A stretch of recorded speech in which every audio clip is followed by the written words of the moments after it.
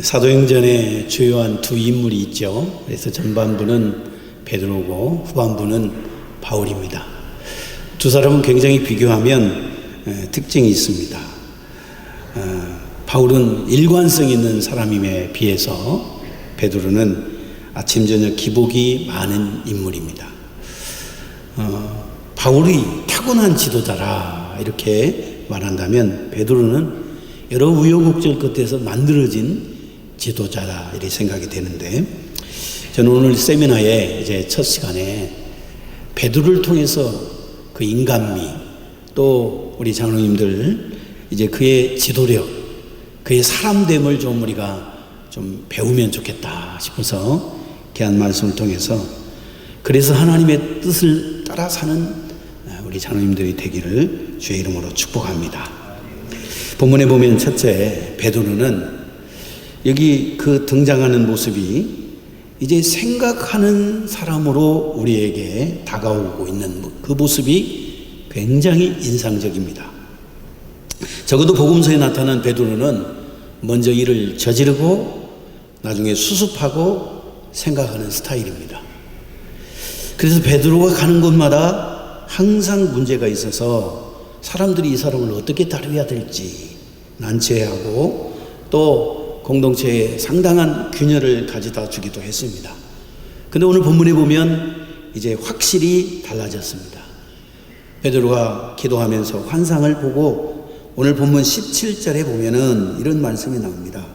베드로가 본 바 환상이 무슨 뜻인지 속으로 의아해 하더니 마침 고넬료가 보낸 사람이 시몬의 집을 찾아 문 밖에 섰다. 그러니까 이 환상에 대해서 19절에는 환상에 대하여 생각할 때 그랬어요.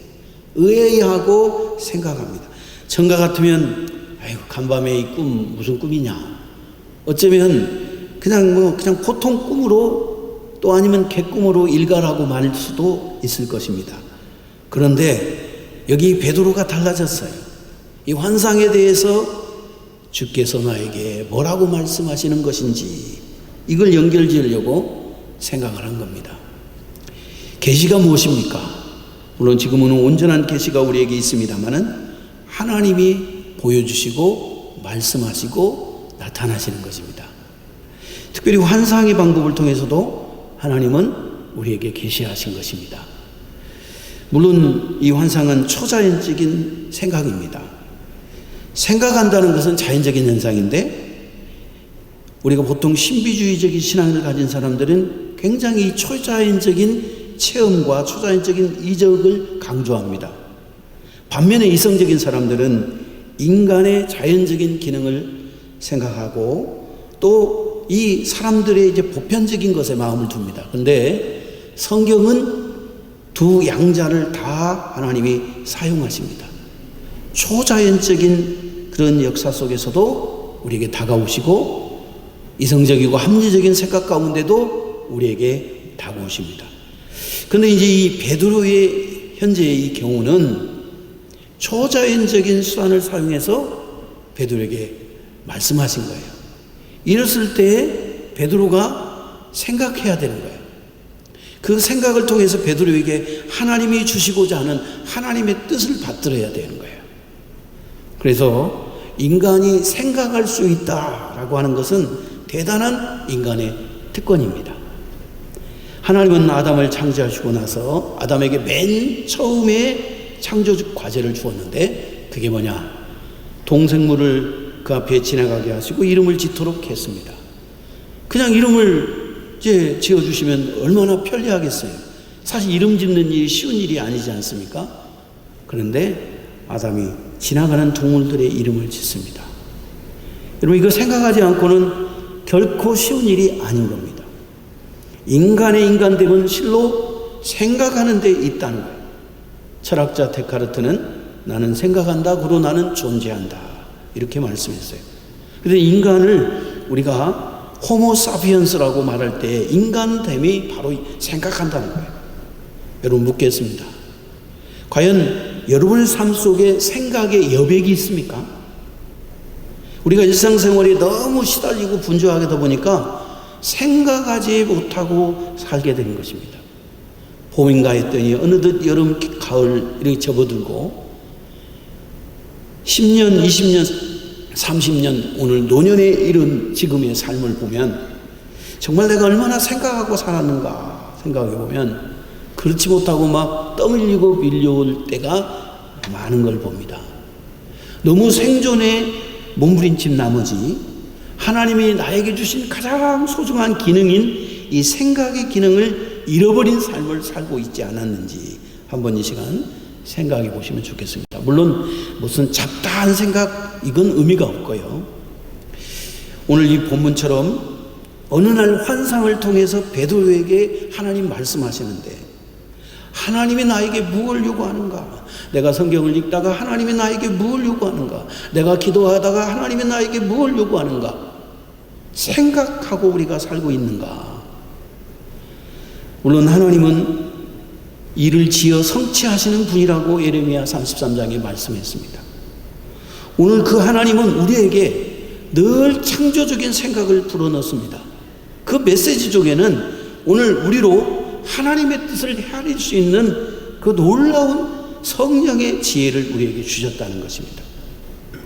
여러분, 우리가 생각 없이 행동하다가 낭패를 당한 얘기 한두 번이 아닙니다. 말실수를 많이 합니다. 이게 지난날의 복음서에 나타났던 베드로의 모습입니다. 나서고 낄자리에 끼고 빠질 때 빠져야 되는데 그렇지 못했어요. 눈치 없는 인간인 거예요. 근데 이 사도행전에 적어도 이 10장의 모습을 보면 그런 생각하는 사람으로 바뀌고 있는 것입니다. 오늘 우리가 지도자가 되고 리더십을 발휘하고 어떤 공적인 일을 수행한다는 것은 생각해야 되는 것입니다. 지금 나에게 무엇을 하나님은 기대하고 계시는가? 골똘히 생각해야 됩니다. 그 순간 성령께서 우리에게 임재하시고 말씀하십니다. 느헤미야는 왕이 앞에 섰을 때 잠깐 묵도하며 생각했던 것이에요. 하나님이 지금 이 순간 이 시간에 나에게 무엇을 요구하고 있는가? 성령의 음성을 들으려고 하는 내 삶의 여백이 필요하다라고 하는 것입니다. 그렇지 못하고 동분서주하고 분주하게 살다 보니까 우리가 때로는 실수하고 또 어떤 일들에 허점을 보이게 되는 것이 아니겠습니까? 정말 내가 어디로 갈 것인가? 나의 삶의 방향은 무엇인가? 분명히 하나님의 뜻을 물어서 가야 될 우리의 삶 속에서는 이 생각의 여백이 필요한데 오늘 우리가 이 세미나를 통해서 정말 내 삶 속에 생각함으로 묵상함으로 하나님이 개입하시는 그런 놀라운 삶을 살아서 하나님을 기쁘시게 하는 귀한 장로님들, 권사님들 되시기를 주의 이름으로 축복합니다. 두 번째로 베드로가 오늘 본문을 보면 편견을 극복한 사람이 되어간문을 우리가 발견할 수가 있습니다. 한 언론인이 지적하기를 현대 과학과 문명의 눈부신 발달에도 불구하고 오늘날 전혀 해결하지 못하는 인류의 병 하나가 있는데 그것은 편견이라 했습니다. 최강국인 미국에서도 여전히 흑백 인종의 무서운 편견이 지금도 극복되지 못하고 있습니다. 미국의 발달된 과학과 문명과 철학과 교육이 문제를 해결하지 못한다는 것입니다. 마크 트웨인은 인류의 역사는 바로 편견의 역사라고 말합니다. 한 정치가는 말하기를 인간이 모든 편견에서 자유할 수 있다면 이 지구촌의 문제 90% 이상은 당장 해결될 것이다. 그렇게 말했습니다. 초대교회 안에도 이런 편견이 있었습니다. 성경에 여전히 그대로 증거되고 있습니다. 유대인들은 이방인에 대하여 편견을 갖고 있었어요. 심지어 개처럼 취급했다는 것입니다. 그게 근세기 오기까지 흑인에게 영혼이 있는가? 이렇게 되물을 정도로 노예와 또 주인과의 관계, 또 다른 사람과의 관계 속에서 나와 다름에 대하여 수용하고 인정하지 않으려고 하는 사람들이 많은 것이 현실입니다. 우리가 선택된 하나님의 사람임에도 불구하고 오늘 교회 안에 많은 사람들을 우리가 대하면서도 우리에게 있는 선입견과 편견이 여전히 사라지지 않고 있다고 하는 사실을 우리는 부인할 수가 없습니다. 오늘 베드로에게 나타난 이 환상은 편견을 깨기 위한 하나님의 시청각적 교육이었습니다. 그 환상이 3번이나 이거 하늘에서 내려오는 이 4발 달린 짐승을 유대적 관점에서 베드로의 지난날의 삶 속에서 이거 잡아먹으라. 아니, 그래 할 수 없습니다. 그래 할 수 없습니다. 그런데 하나님이 내가 깨끗하다라고 인정하는 거예요. 그렇게 말씀하셨는데 수용성을 갖지 못해요. 말씀이 우리에게, 복음이 우리에게 가져다 주는 새로운 세계관과 가치관에 대해서 내가 가지고 있는 편견과 선입견으로 거부하고 안 돼요. 할 수 없어요. 나는 안 돼요. 이렇게 하는 경우가 우리는 너무 많아요. 우리가 하나님의 사람으로 다듬어지고 하나님의 뜻을 수행하는 수행자로서 이거는 절대 여러분 이 베드로처럼 이 과정을 겪어서 결국은 극복해야 될 문제인 것입니다. 우리가 사람을 사람으로 대하는데 정말 하나님의 마음과 관점으로 대하지 않고 나도 모르게 무서운 편견을 가지고 내 주변의 형제와 사람들을 꼭 계급을 매긴 건 아니겠지만 그렇게 어떤 사람은 깔보고 어떤 사람은 대접하고 어떤 사람은 강자에게 약하고 양자에게는 강하다, 이런 참 이상한 인간관계의 모습이 있어진다는 것입니다. 그리고 우리 안에과의 관계도 겉보고 판단하고 하나님의 뜻에 반하는 우리의 삶을 사는데 이건 하나님의 사람들이 하는 것이 아닙니다. 물론 이 베드로에게서의 이 경험은 상당한 시험일 수 있어요. 우리가 어떤 걸 깨어버린다는 것, 내가 가지고 있는 패러다임을 확 바꿔버린다는 게 쉬운 일은 아닙니다. 그러나 바울은 로마서 15장 7절에 이름으로 그리스도께서 우리를 받아 하나님께 영광을 돌림같이 너희도 서로 받으라 라고 했어요. 우리를 하나님이 우리의 모습 이대로 우리를 받아주셨어요. 우리를 테스트하고 우리의 상황을 살피고 우리의 어떤 공로에 의해 우리를 의롭다 한 게 아니고 우리가 부족하고 연약함에도 불구하고 하나님은 우리를 받아주시는 거예요. 그 모습 그대로. 우리가 주여 하면 나는 죄인으로소이다 라고 나는 감히 하나님 앞에 이를 수 없습니다 해도 하나님 우리를 받아주셨다면 오늘 우리도 우리의 사이 속에 거꾸로운 관계, 누구를 업신여기는 그런 관계, 이거는 하나님의 뜻을 행하는 사람들의 삶이 아니라는 거예요. 저는 늘 이 인간관계를 하면서 참 우리에게는 편견이 많다. 예? 왜 넓고 큰 가슴으로 상대를 품고 포용할 수 없는가? 이게 그리스도의 가르침인가? 고민할 때가 많아요. 왜 상대를 그렇게 나와 다른 것 때문에 멸시하는가? 저는 아니라고 봅니다. 물론 여기 본문에 보면 28절에 이방인과 교제하는 것이 이법이라고, 우리도 모르는 사이에 법을 딱딱딱 정해놔가지고 한계를 정해놔서 여기까지, 당신은 여기까지, 우리의 관계는 여기까지 편가르고 함께하지 못하는 그런 모습들을 우리는 많이 봅니다.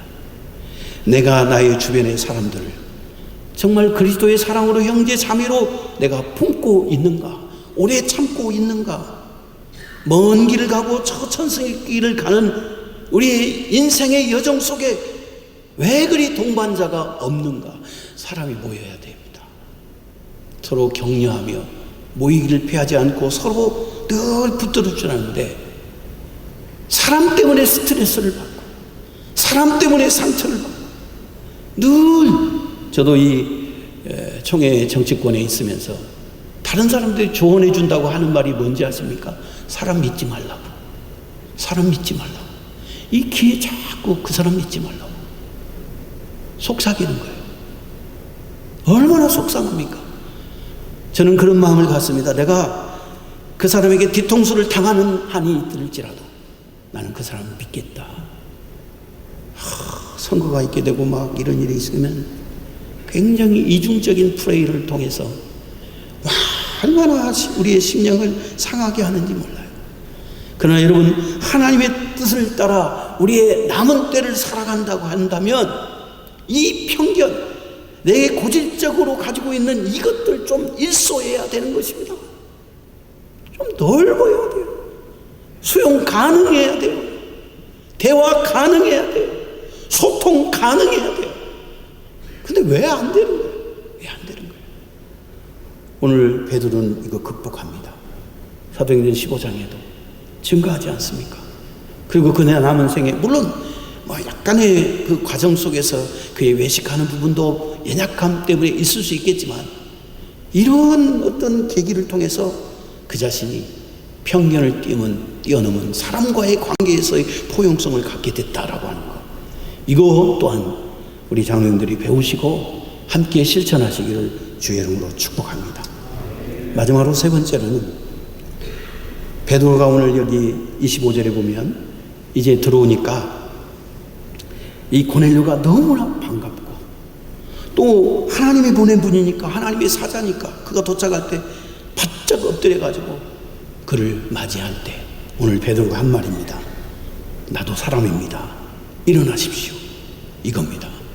여러분, 이 뜻밖의 상황에서 당황했을진 또 한데 오늘 베드로는 내가 인간이라는 것, 내가 피조물이라고 하는 것, 이걸 항상 잊지 않았다는 것입니다. 인간은 결코 경배의 대상이 될 수 없습니다.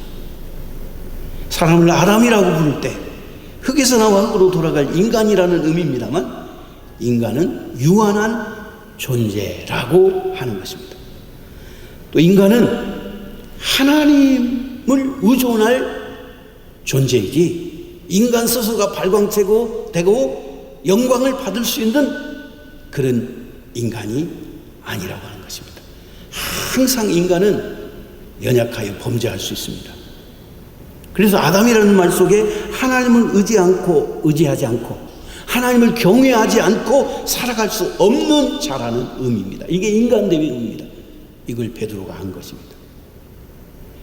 사이비 교주들 요즘 개인 우상화를 하고요. 요즘에 뭐 정치인들도 팬덤 그러죠. 이걸 망각하는 거예요.